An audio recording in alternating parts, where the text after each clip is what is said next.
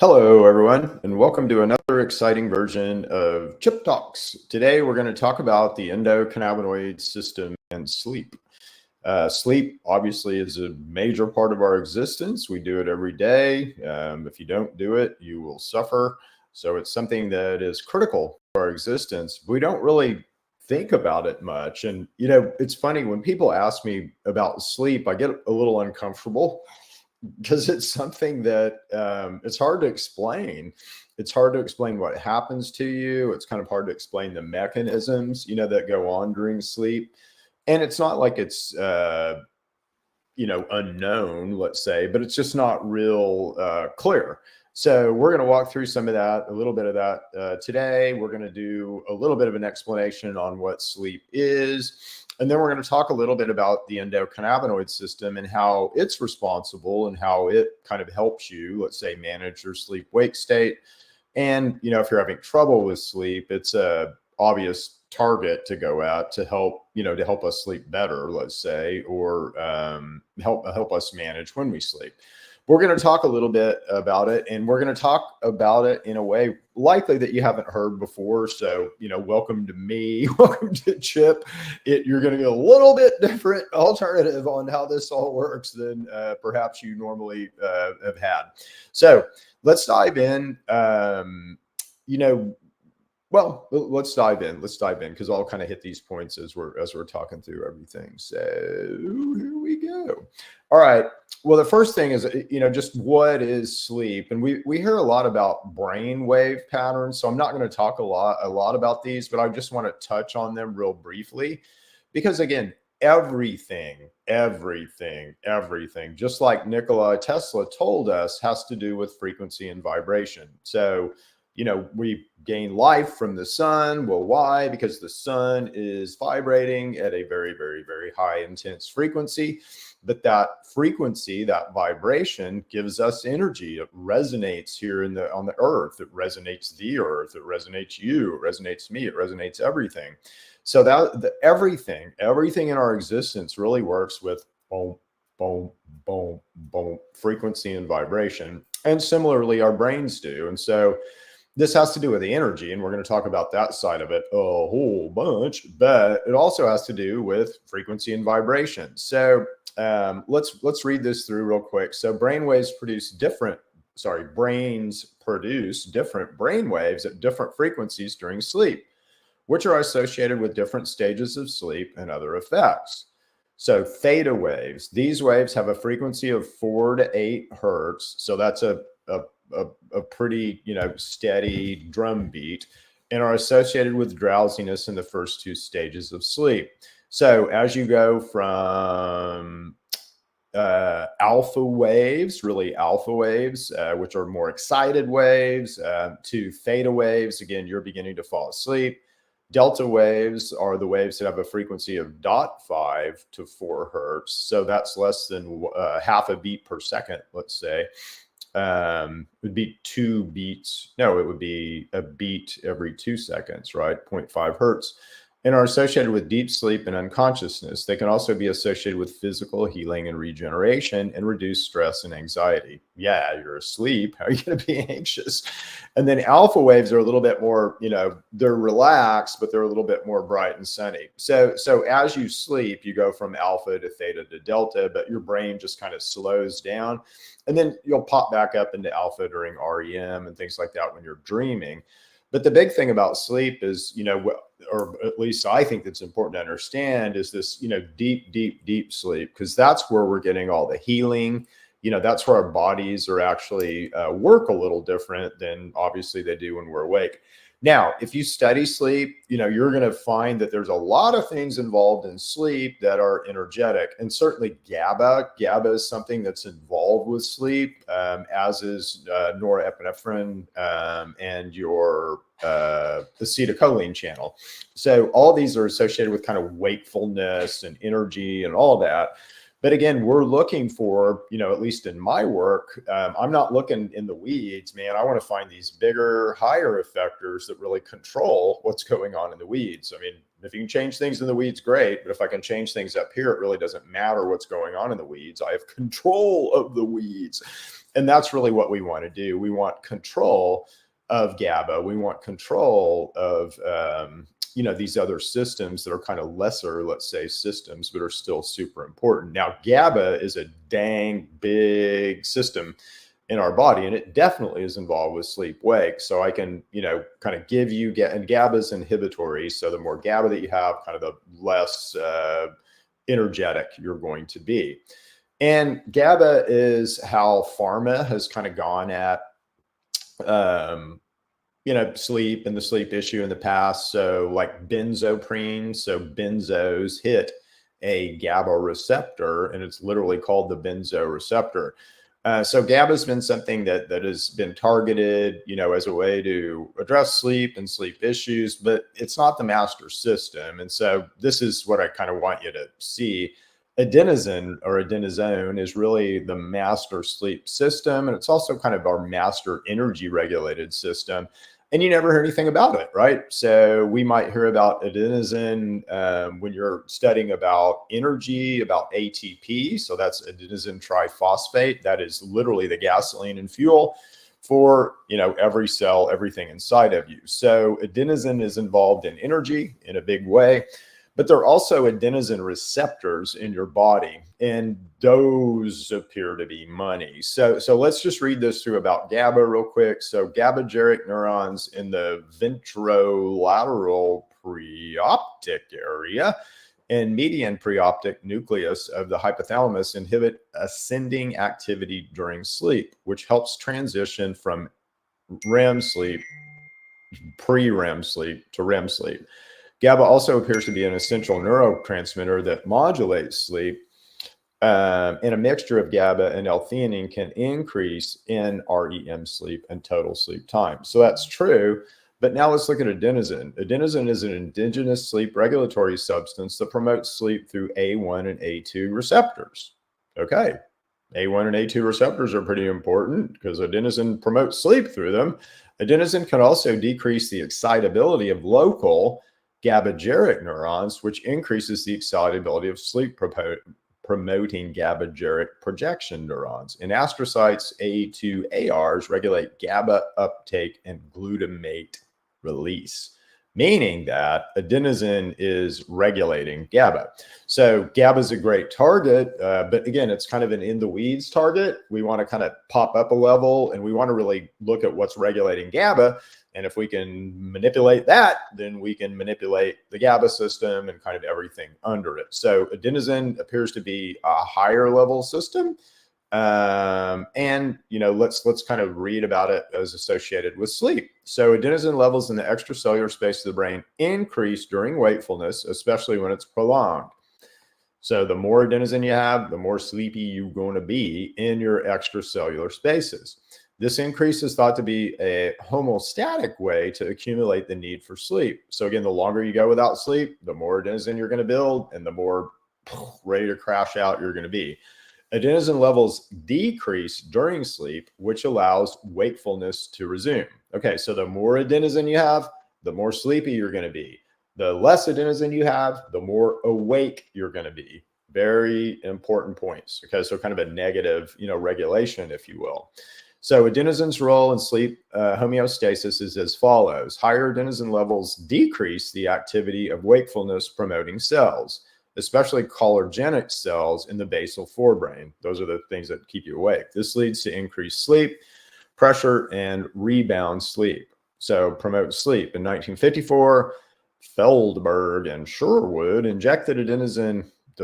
You wouldn't believe what happens to these poor lab animals, but injected adenosine in a cat's ventricles and caused a 30-minute state that resembled natural sleep. Pharmacological studies have also shown that adenosine and its receptor agonists promote sleep, while antagonists like caffeine inhibit it. Okay, so and just something about caffeine. Again, caffeine is a major effector of this system. It blocks the A1 and A2 receptors. I believe it blocks both of them. Don't quote me on that, though it certainly blocks at least one of them. And what that does is it basically blocks the body's ability to understand the adenosine levels. And so you feel awake because it's almost like you don't have any adenosine in you at all. And it doesn't really matter what time it is. It's going to block adenosine no matter when. So adenosine is a neuropeptide that plays a critical role in circadian rhythm and sleep-wake cycle. Oh, so important stuff for people like me, so it plays a role in the sleep-wake cycle, but the circadian rhythm. Okay, so now we're talking about something that's even higher up in function that we can, use to potentially manipulate all these weed things, which is nice. And that's exactly what we're looking for. So it can encode sleep history and modulate circadian entrainment by light. Adenosine can also affect the interactions between the circadian clock and sleep homeostatic mechanisms. So again, adenosine is kind of the crossover between the light, kind of how we're dealing with the light and what we think of as our night and day sleep-wake cycles, and the actual physical interaction with your body. So adenosine stands between that. Adenosine can inhibit the effects of light on the circadian clock. For example, dusk light can cause large phase delays, while dawn light can cause small phase delays. This suggests that sleep history and light could interact to achieve optimal sleep-wake timing. And we already know this, that people who are shift workers and things don't sleep as well as people who have a normal sleep or awake during the day and sleep at night cycle. So we already know that, again, this gets whacked out, our relationship with light and night and day, let's say, and adenosine. Adenosine metabolism can also impact the quality of deep sleep and a person's vulnerability to sleep deprivation. So I want to talk a lot about this in a second. The body flushes out adenosine during sleep, but it can take up to 90 minutes for the effects to wear completely after waking up. So it's likely why we have a little bit of a kind of a sleep hangover at times, is because we're still flushing out the adenosine. All right, so we promised you an endocannabinoid talk. We've been talking all about adenosine, which is a purine, which is like a DNA thing. But does it cross over to the endocannabinoid system? And yes, in a big way.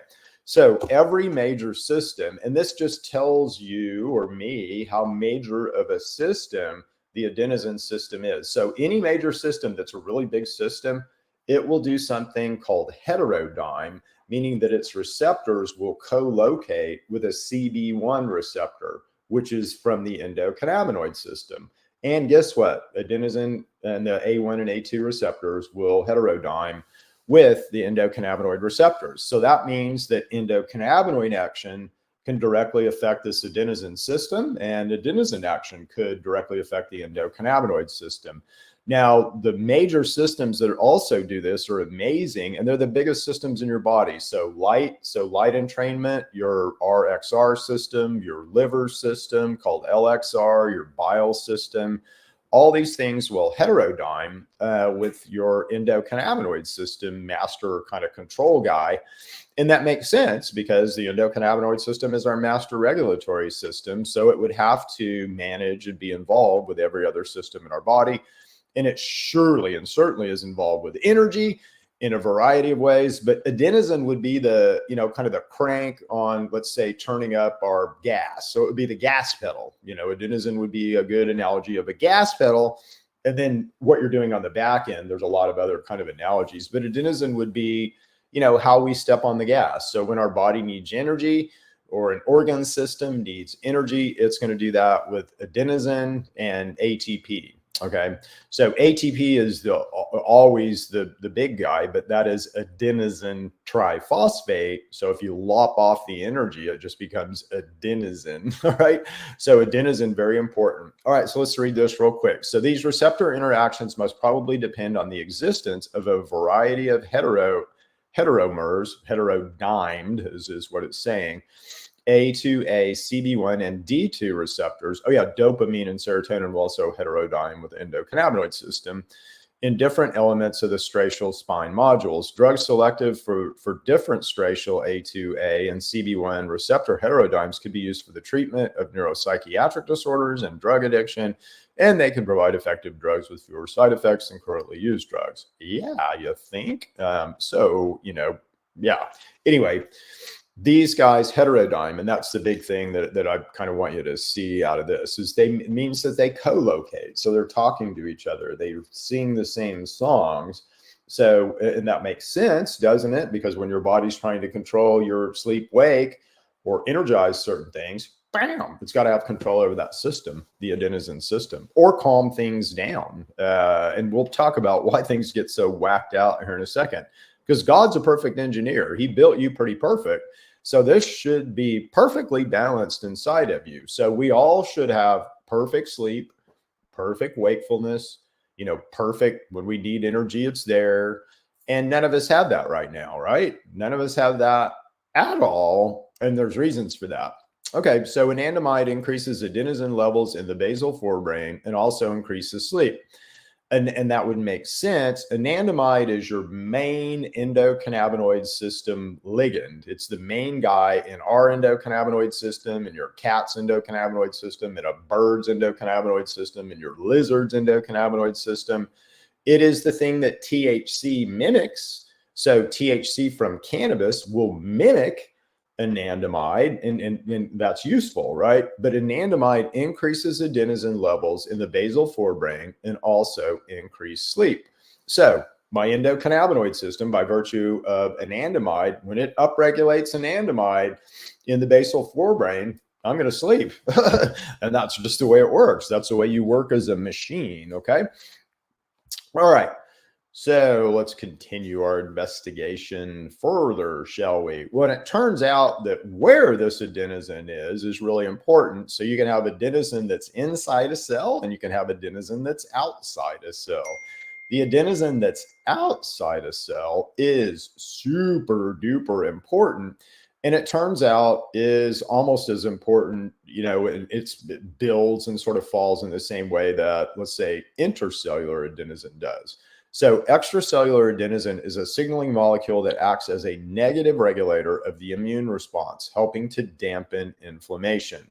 So the more adenosine you have, the better your immune response is going to be.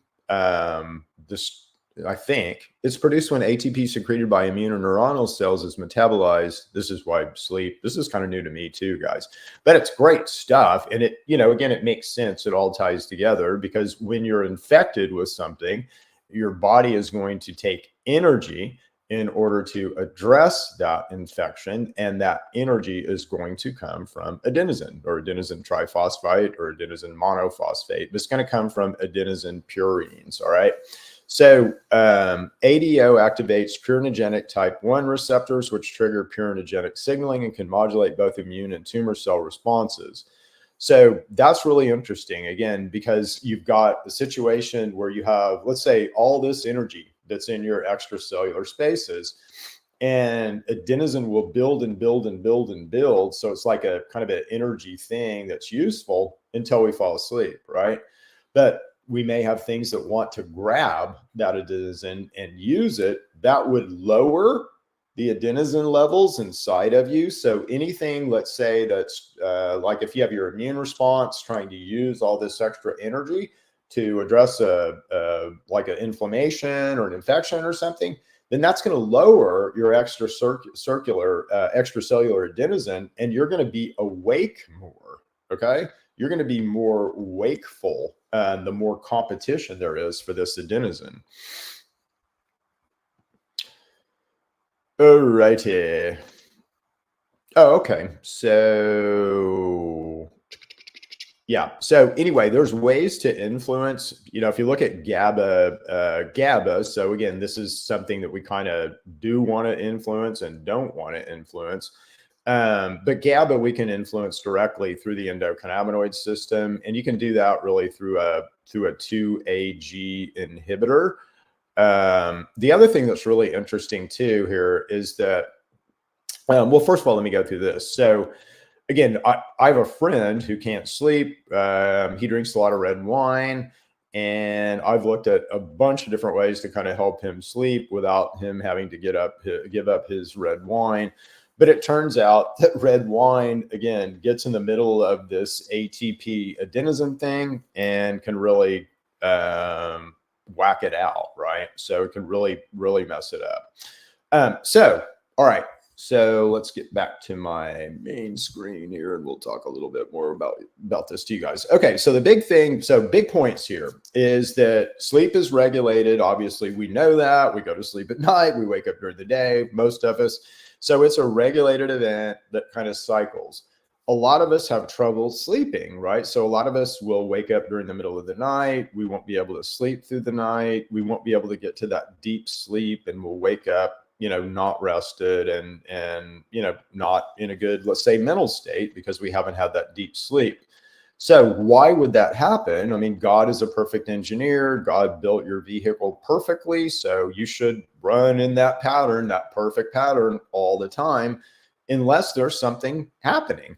And it turns out that infection, inflammation, pathogens, all those things will affect adenosine, which is really the thing that's regulating this whole process. Okay.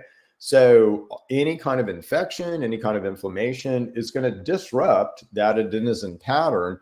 And you're likely going to have issues being too wakeful during sleep. Okay. And that's what the issues that most of us, none of us have the problem of, well, I fell asleep and I slept for 15 hours and then couldn't get up.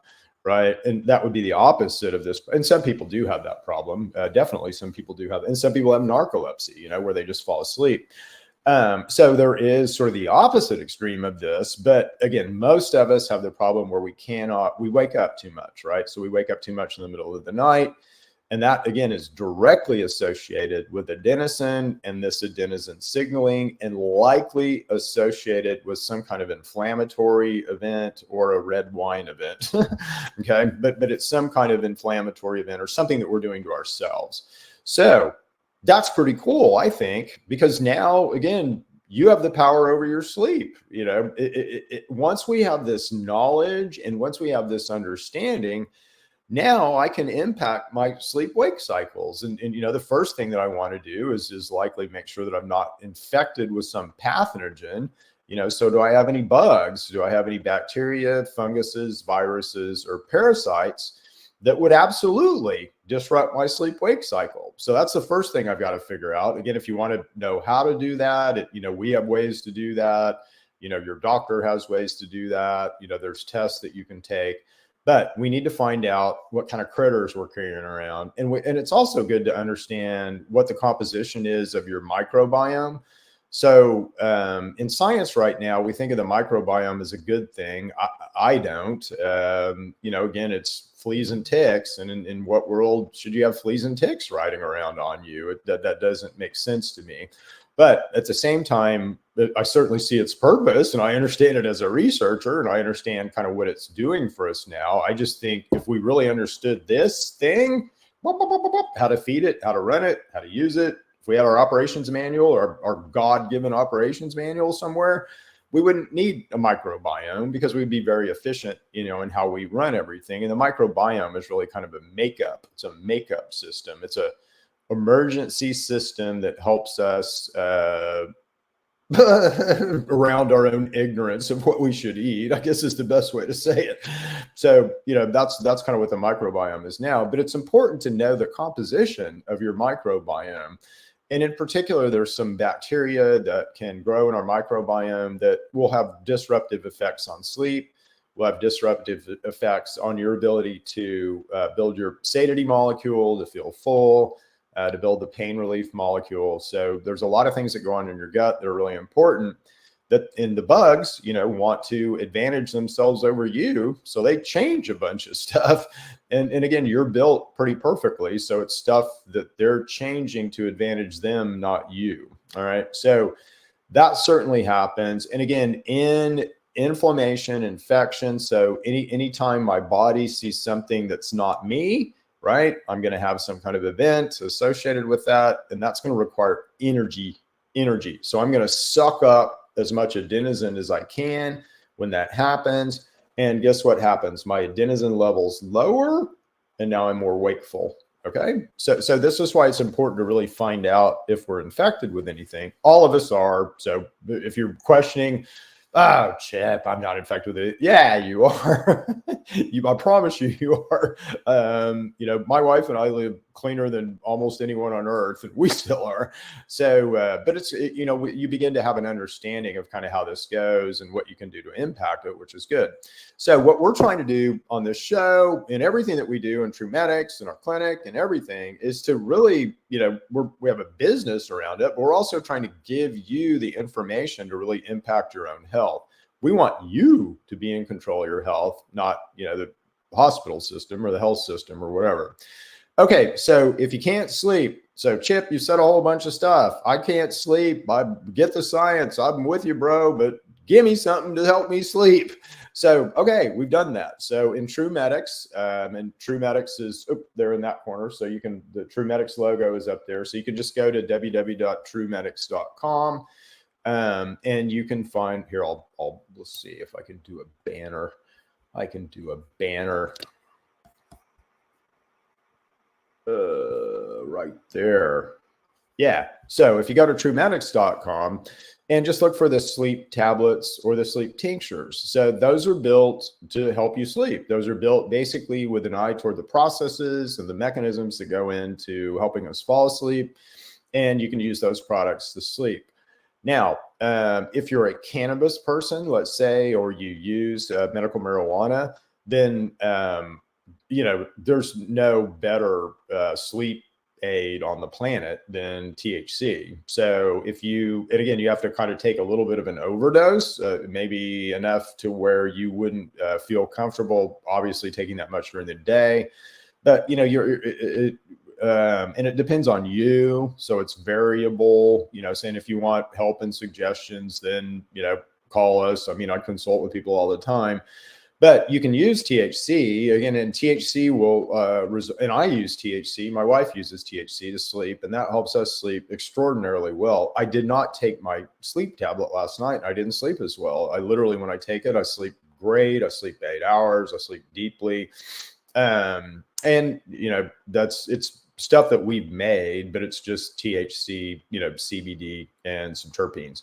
So anyway, the endocannabinoid system is a great target for sleep. And, if I was these pharmaceutical companies, I think some of the lowest hanging fruit as we begin to develop, let's say, Schedule 3 drugs using things from cannabis. So sleep and sleep aids are just going to be the easiest almost thing to target. Inflammation and immune stuff too. But sleep is just such an easy thing that's addressed by, THC and a large dose of THC. There was an old running joke that what happens to you if you overdose on THC? And it's just the best night's sleep you've ever had, is the resulting overdose from THC. And, don't do that. Obviously, that's not you don't want to take too much THC. That's a uncomfortable experience. But before you go to bed, you might. And it will help you sleep. So anyway, we'll leave it there. So hopefully you guys have enjoyed this. Another exciting episode of Chip Talks Podcast. We'll be back next Friday with another exciting episode. We'll see you guys then. Bye.